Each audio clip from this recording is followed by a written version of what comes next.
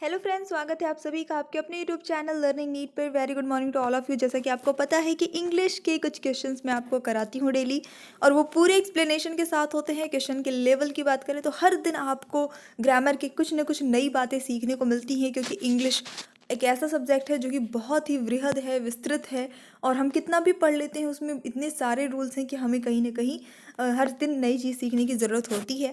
तो बिल्कुल चलिए स्टार्ट करेंगे सेशन बिना टाइम वेस्ट किए। जो लोग इस चैनल पे न्यू हैं उन्हें मैं बता दूं कि क्लास हमारी डेली सुबह 10 बजे चलती है। इसके अलावा हिंदी, संस्कृत, इंग्लिश और बाकी सब्जेक्ट्स जो कि टेट एग्जाम से रिलेटेड है, उसके लिए आपको प्लेलिस्ट मिल जाएगी।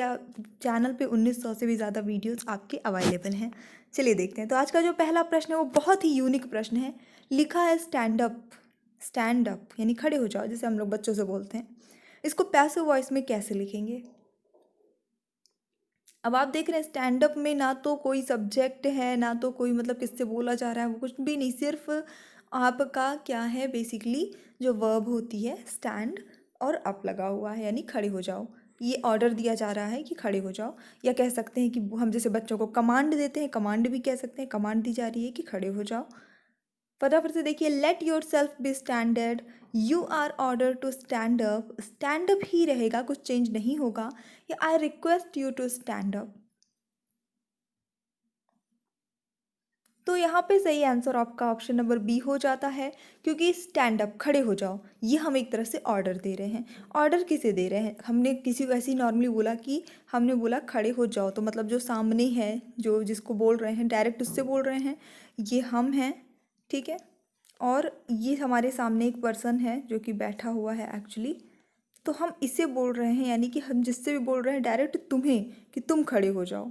ऐसा तो नहीं बोल रहे हैं कि हम कोई थर्ड पर्सन, यहाँ पे कोई थर्ड पर्सन है और हम इसकी तरफ देखते हुए कह रहे हैं कि खड़े हो जाओ, तो ये खड़ा हो जाएगा, ऐसा तो है नहीं। तो डायरेक्ट यू को ही बोल रहे हैं, तो यू आर ऑर्डर, ऑर्डर दिया जा रहा है तो ऑर्डर लिख दिया to stand up, and that's it. ठीक है। इस तरह के कुछ और सेंटेंसेस एक हम और देख लेते हैं तो आपका और अच्छे से क्लियर होगा। गो स्लोली, धीमे जाओ। चेंज करना है पैसिव वॉइस में। You are order to go slowly, you are advised to go slowly. दोनों सही हैं या दोनों गलत हैं? इनमें सबसे बड़ी बात है कि आपका जो ये होता है सेंटेंस जितना रहता है, एक वर्ड दो वर्ड का जो भी, उसमें कोई चेंजेस नहीं आते हैं, उनका रूप जो है परिवर्तन नहीं होता है। तो धीरे जाओ ये एक ऑर्डर भी हो सकता है। अगर इसको कोई हमारा जो है ऑफिसर कह रहा है या कोई हमारा इंस्ट्रक्टर कह रहा है, तो वो एक ऑर्डर के फॉर्म में कहेगा धीरे चलो, धीरे जाओ, ठीक है। लेकिन अगर ये कोई हमारा फैमिली मेम्बर कह रहा है कि धीरे जाओ, धीरे धीरे चलो, तो वो एक एडवाइस हो सकती है, हो सकती है ना। हम एडवाइस के रूप में भी ये बात कह सकते हैं। तो बिल्कुल यहाँ पे दोनों सही हो जाता है। आप ऑर्डर्ड भी रख सकते हैं, आप एडवाइस्ड भी रख सकते हैं।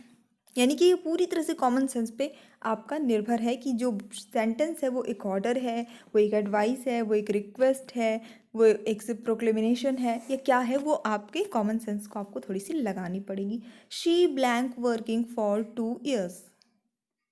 ये इजी बेसिक आपका टेंस है क्वेश्चन। तो हम देख रहे हैं, हमने स्ट्रक्चर पढ़ रखा है। वर्किंग लगा है यानी कि प्रेजेंट पार्टिसिपल फॉर्म लगी है वर्ब की। साथ में टाइम भी मेंशन किया गया है। फॉर का यूज़ हुआ है।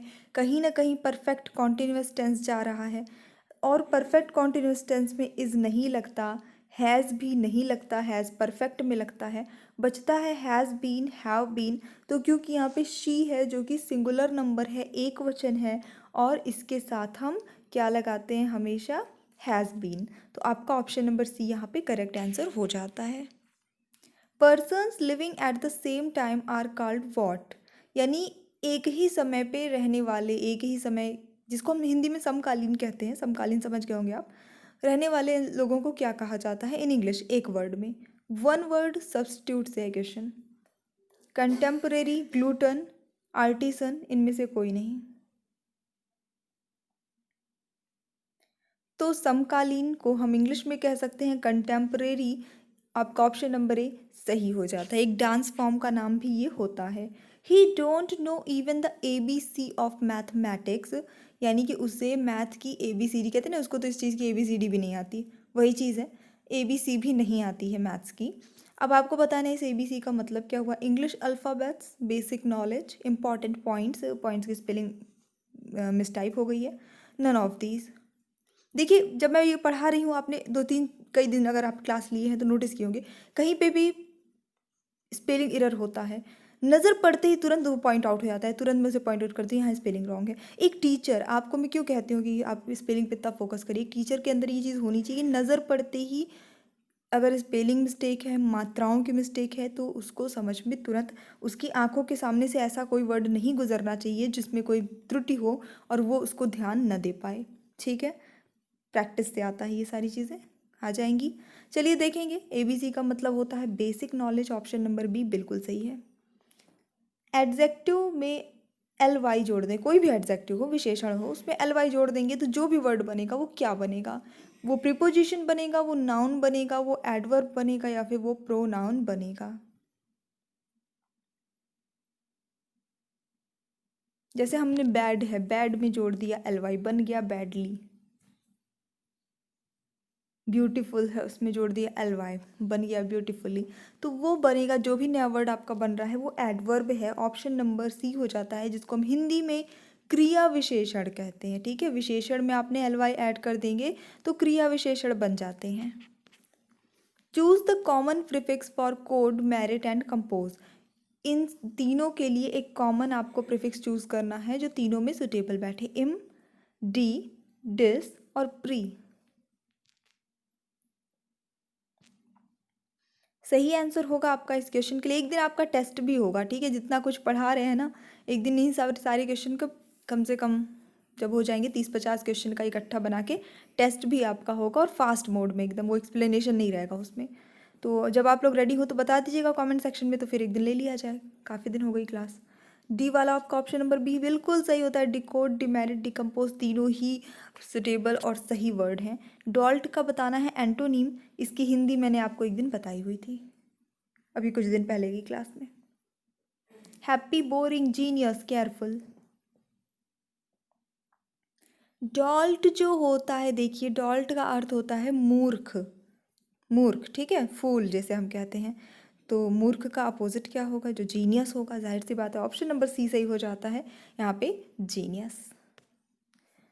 पास्ट फॉर्म बताना है आपको मस्ट का, मस्ट एक मॉडल है, एलेक्स वर्ब है, इसका पास्ट फॉर्म क्या होता है, जैसे शैल का शुड होता है, कैन का कुड होता है, मस्ट का क्या होता है, मस्ट, स्पेलिंग पे ध्यान दीजिएगा, MAST लिखा है, मस्ट, मस्ट हैड, या इनमें से कोई नहीं।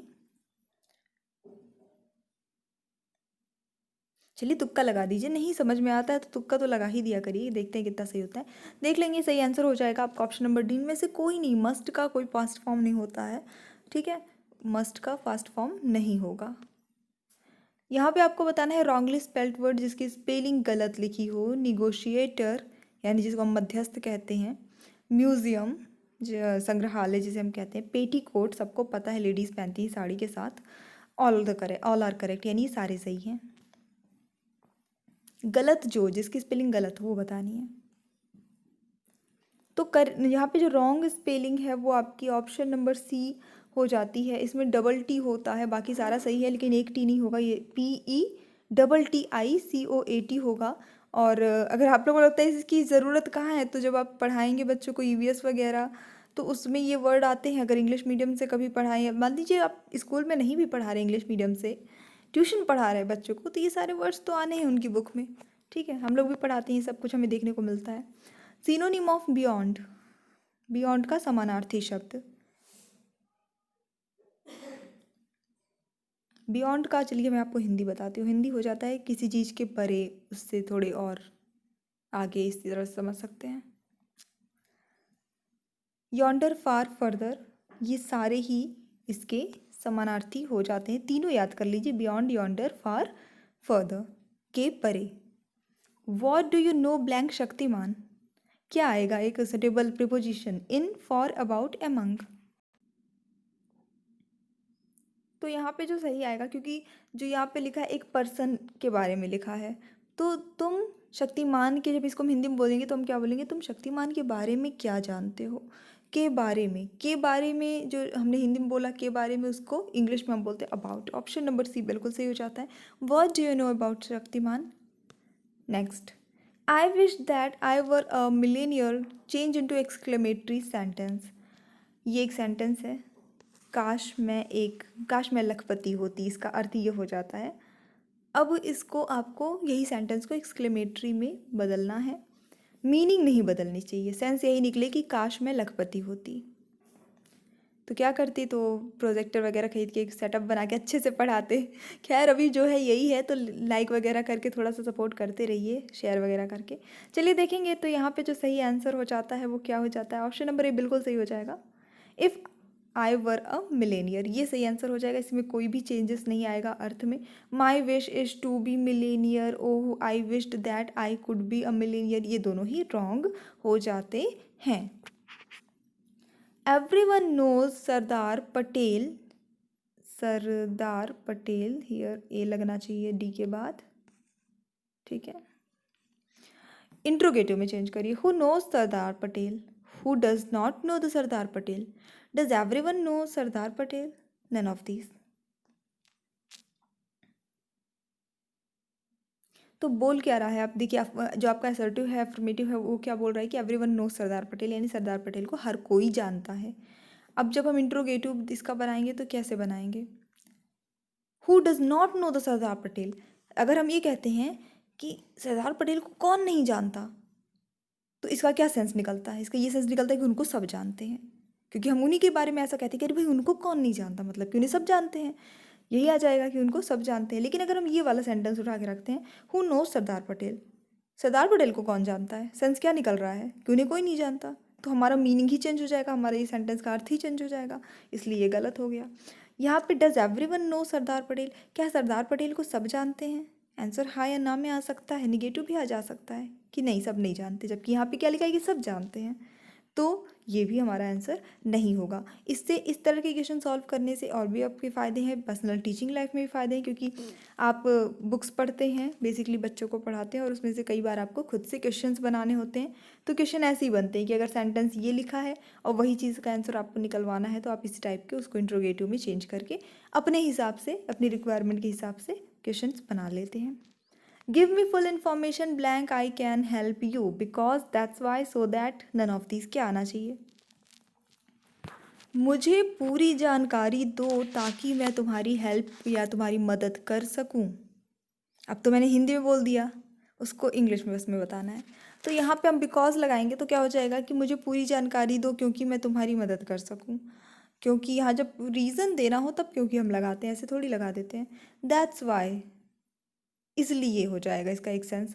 तो मुझे पूरी इन्फॉर्मेशन दे दो इसलिए मैं तुम्हारी मदद कर सकूँ, नहीं आ रहा है सही। सो दैट का मतलब होता है ताकि, give me full information so that I can help you, मुझे पूरी जानकारी दो ताकि मैं तुम्हारी मदद कर सकूँ। तो बिल्कुल सही आंसर आपका ऑप्शन नंबर सी हो जाएगा।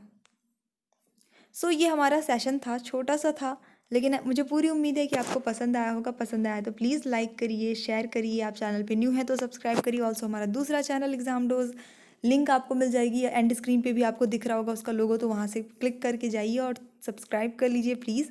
सो yes, thanks for watching, keep studying and bye bye.